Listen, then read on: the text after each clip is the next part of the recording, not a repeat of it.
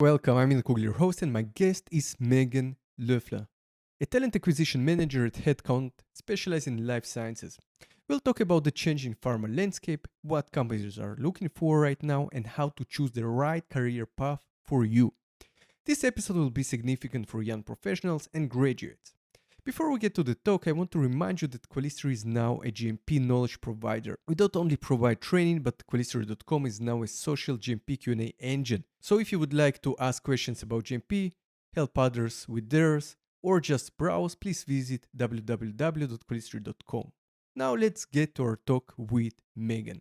Megan, welcome to the Qualitox podcast. I think we'll have a really exciting talk today. How are you doing? I'm good. Thanks for asking, and good to meet you.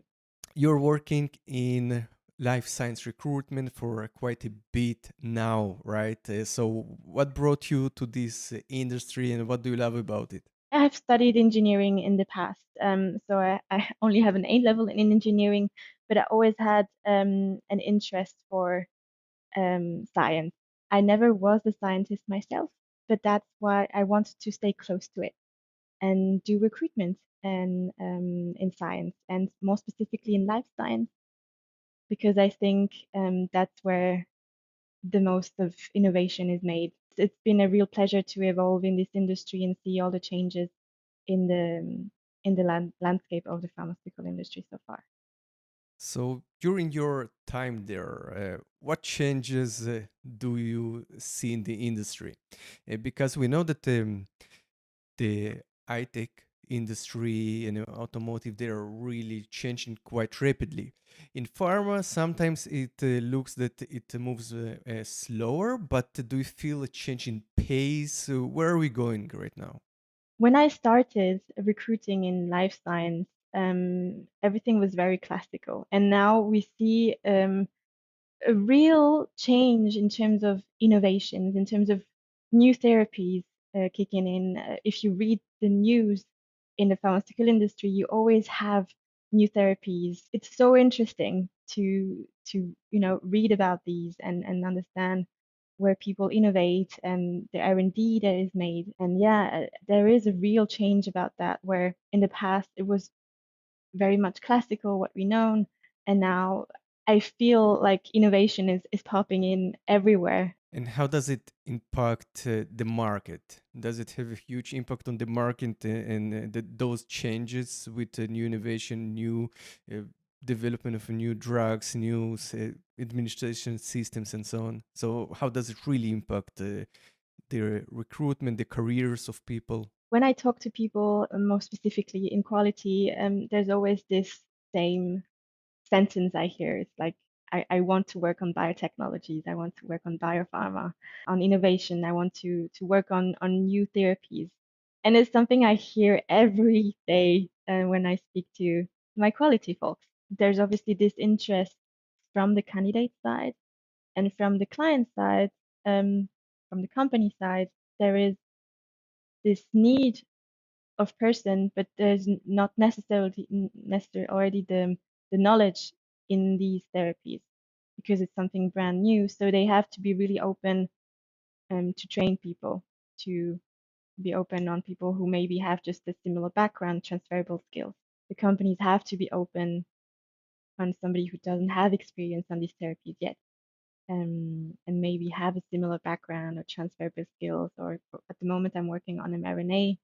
And so the company is open on people who have just a background in microbiology, which is, close, but it's definitely not the same.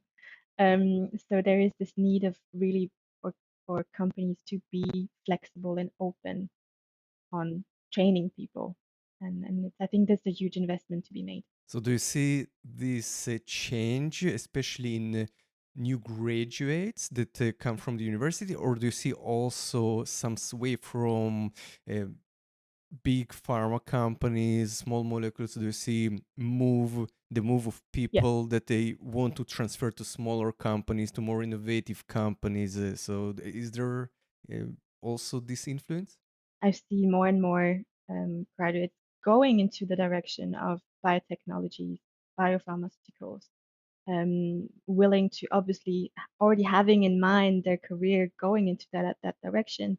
So you see also people who work for many years in a big company and then say, okay, I want to change, I want to work more Yeah, in the innovative field. that's why some people change and contact me like, Megan, I want to do something more innovative. I've seen these new therapies. I want to change up and do that. I API was interesting. Generics was, fun for a time, but now I really want to be involved in gene therapies in all these specific new drugs that are developed, and that's why some people change jobs because they want to work on the innovative therapies. I have seen that several companies who were maybe specialized in one area are now considering a biotech unit and growing and investing in developing those because it's the future. And what skills would you say that are required in those more innovative and biotech companies? So let's say you said most of the companies are ready to train, but Hmm. if you want to have an advantage, what skills would you say that are different, especially for the quality personnel? Well, the best would have been to have chosen a path in microbiology, in DNA, mRNA, gene therapies, viral vectors. I would highly recommend that people who want to go in that direction and don't have a background either on the a degree side or an experience, didn't have the chance, and they're very specialized and they want to get into that direction, maybe get in touch with some university professors and take some courses, 3 6 month courses to understand the mechanism of the drug and then prove that they understand how it works and be employable for these therapies. Right. So you said that it's important also for the companies that the people who come work for them actually understand the mechanisms before behind the drug and behind the action. And even if you're a quality personnel, you are a qualified person, they would like still that you have a background and understanding in the how those specific drugs work. I think it's a very different way of working, even in quality, when you are quality API drug substances towards, the new therapies. It's a complete different way of working in production. It's operational speaking. The production is going to be completely different of these drugs compared to others. So I think having an understanding will make you much more employable. Okay, that's interesting, and it's a good advice to go and take several courses, even if you're in the middle of your career, and especially probably you can just go without cost and sit at the university bench because it's free to enter. You don't need to get a degree. You can just go and sit and listen to it. Yeah, I mean, further development is always good. And what would you say are the biggest challenges that employees have right now to stay current with the needs of the market? The most person I am able to approach as the people who have this background already, you know. So if you don't have this background, you will not get the possibility to work on these therapies. I'm really targeting who I contact or who I call because I need this experience already. I need this background. And if you don't have it, you kind of block. So this is where I see that it's a bit of a shame to not stay up to date with what is currently happening in the pharmaceutical industry. But it's also hard when you have your career to stay up to date, I guess, and understanding where you want to go. But I think it's important to keep up to date with where your industry, how your industry changes, the future landscape of your own industry. Where are you going to be employable in the future, and what you need to do to progress in your career?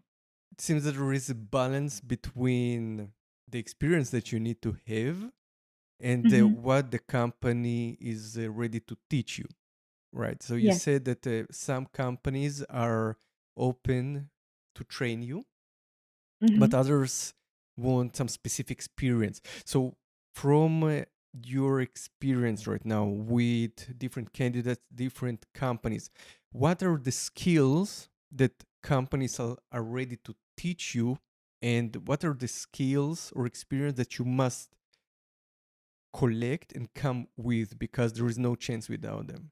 So it depends of your level of experience in the field. If you are young graduates and they're ready to invest in junior roles, obviously they know that they're going to have to teach you quality, going to have to teach you the mechanism of the drug, the production, everything. But you have the right diploma to understand everything. So you're going to be very quickly able to understand that. It really depends on your level of seniority again.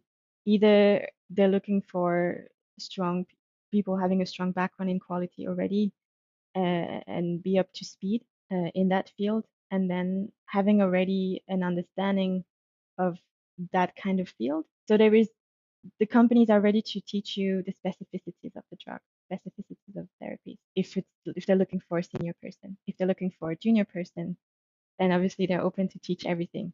But it really much depends on the seniority of the person. I guess the more senior the role, the more expectation they have, and the more they're going to look for a person who is going to be employable straight away. Deeper you are and further you are in your career, the less flexible you can be. Yeah, at some point when you're specialized, it's hard, you have only verticals that are open to you. Whether when you have a different therapies, if you're working, for example, in a company that does different thing like APIs, that does microbiology, that does biotech, biopharmaceutical, or also food supplements, then you have kind of a palette and you can go wherever you want because you have all these skill sets. But if you're in a very specialist company and you're already very experienced, you're seen as a specialist, and then people are going to willing to hire you for your specialism.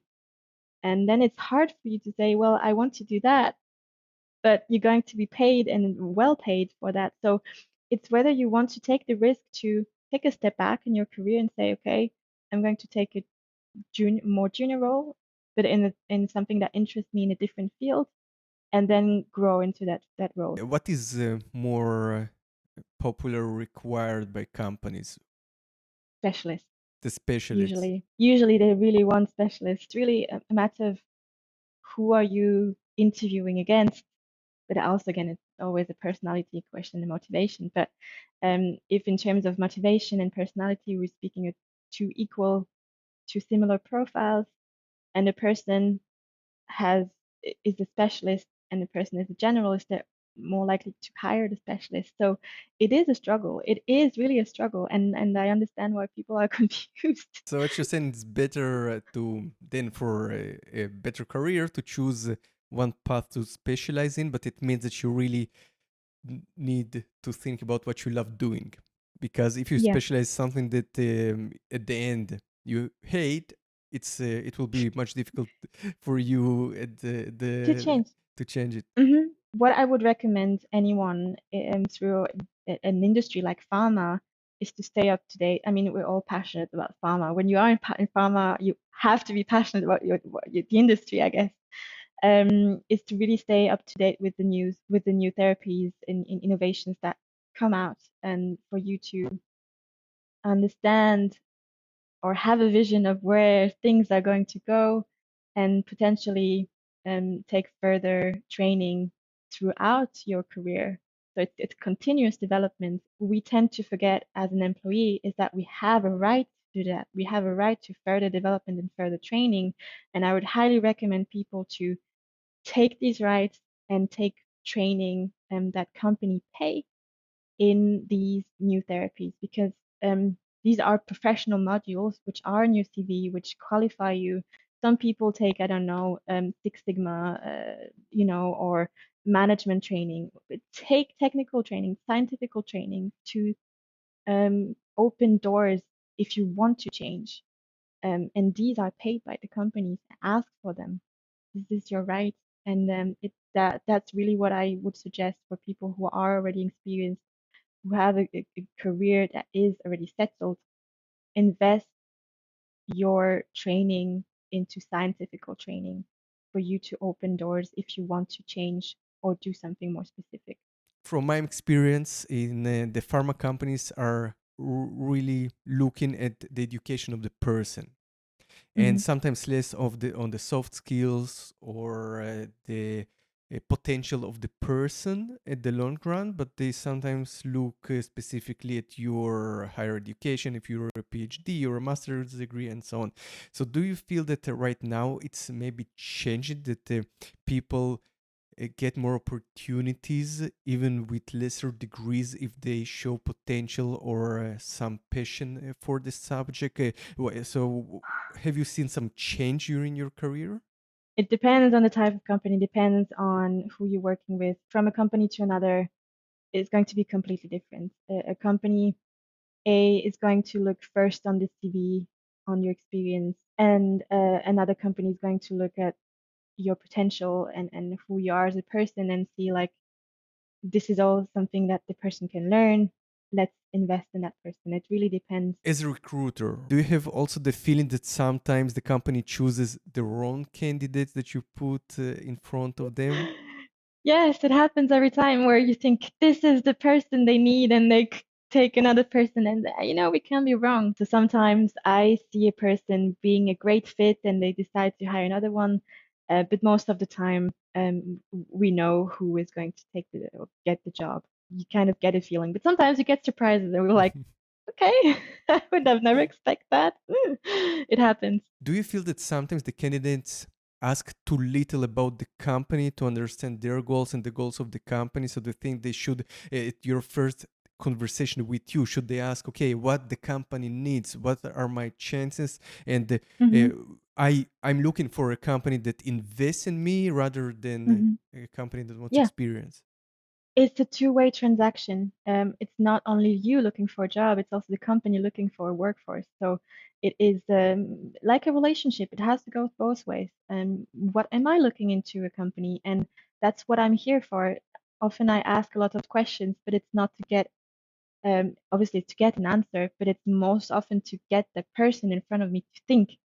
Okay, actually, that's a good question. What do I really want? What is really important? And that's why I dig in. It's, okay, what is important to you? Is it the atmosphere? Is it the manager? Is it the salary? Maybe it's career progression. Is it that in 5 years you can become a manager? Is it the training? Is it the commute time? And it's all different criteria that are for another person completely different from a person A to B.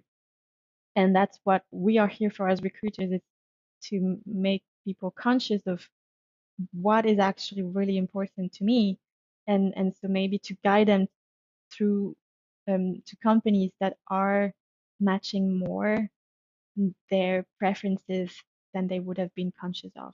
And then you can guide them and say, okay, I don't think this company would be a great fit. If you tell me that you want, for example, to grow quickly, then maybe a big company is not the direct choice now for you if you want to be involved in a lot of things and be fast paced. Then it's kind of a clash, and I'm here to guide them and say, okay, maybe this is not the right thing to you. If you tell me this, then I would rather recommend you to go and look at these kinds of companies. That's what recruiters are also here for, to give guidance and advice. Are there questions that the candidates never ask, and you would recommend them to really ask those specific questions because it would help them to understand if this is the right job for them, if it's the right company for them? Yeah, so I would really ask as a candidate, what's the management like? Who is the manager? What's his management style? How's the team? What could be my career development within that company? What do they value in a candidate or in an employee? These are the kinds of first questions that are really helping you to get a picture of a company and what they value the most. Right. And is it something that they can already ask you, for example, or they need to wait to the for the interview and ask the employer?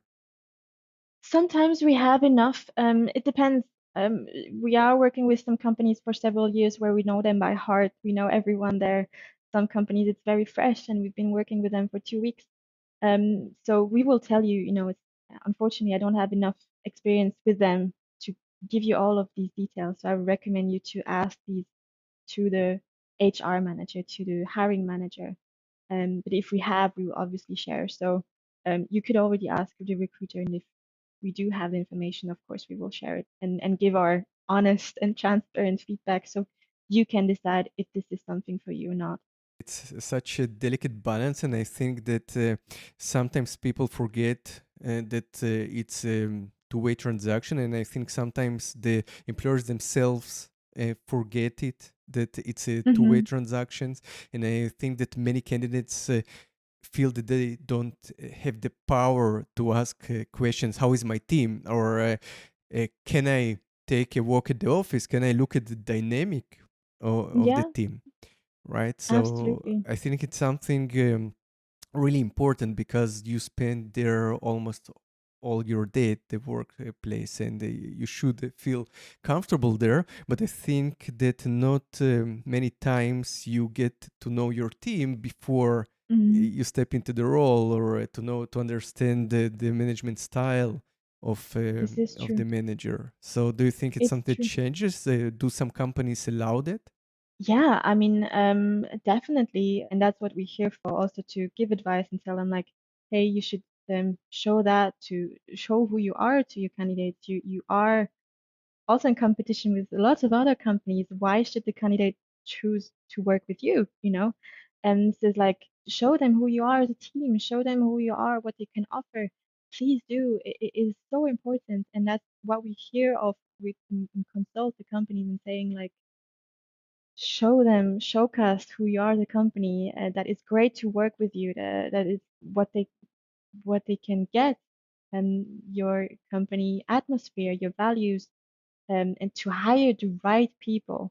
It's not hire the best people, it's hire the right people for you. That is so important. And same for candidates. Sometimes they're so blinded by like they feel desperate and like I want this, I need this job, but they know that it's like you are empowered as a candidate as well. You can choose, and the best situation where you are is obviously where you can choose. It's great because then you can be selective and you can go where you feel best. We spend more time at work than with our families, so it is so important to choose the right company for our current state of mind and what we need at this certain point of our career for our future growth. It's not the case that people stay at the company for 10 years anymore.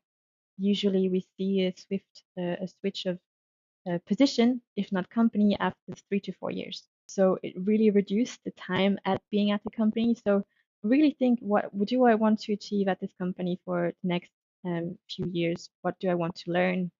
Where do I want to be? I hate this question of like, where do you want to be in 5 years? I don't know. I would have never imagined being here 5 years ago, you know. So it's the question, but I know what I want to learn. I know what kind of skills I want to develop, and that's always the question I ask. So what's important to you? What do you want to learn? What's your comfort zone, and where do you want to get out of that? So that's the kind of question that I would ask myself as a candidate. Megan, thank you very much for this insightful and pleasant talk. It was a pleasure. And I wish you all the best in your career as well. Thank you. Thank you, Jan. Thanks for listening to the Qualitalks podcast. If you enjoyed the show, please leave us a 5-star review. If you want to learn more about GMP, please visit us at www.qualistery.com. Stay compliant and see you at the next one.